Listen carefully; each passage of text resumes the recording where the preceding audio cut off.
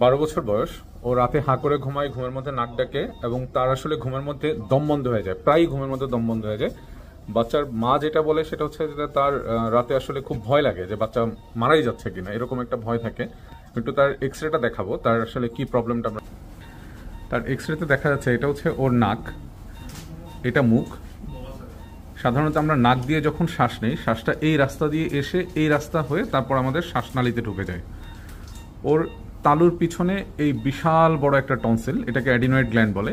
এই গ্ল্যান্ডটা বড় হওয়ার জন্য ও আসলে যখন শ্বাস নেওয়ার চেষ্টা করে তখন সে শ্বাস নিতে পারে না, এই রাস্তাটা বন্ধ থাকে। খুব চিকন একটা রাস্তা, সামান্য যদি কখনো সর্দি কিংবা ঠান্ডা লাগে তাহলে এই গ্ল্যান্ডটা তখন আরও বেশি বড় হয়ে যায়।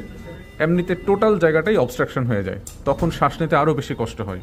ওর অপারেশনটা হয়ে গেছে, তো এখন মোটামুটি ওর অ্যাডিনয়েড গ্ল্যান্ডের 95% অংশই ফেলে দেওয়া হয়েছে। 4 থেকে 5% অংশ আশেপাশের কিছু এলাকায় থেকে যায়, যেগুলো আমরা ইন্টেনশনালি রেখে দেই।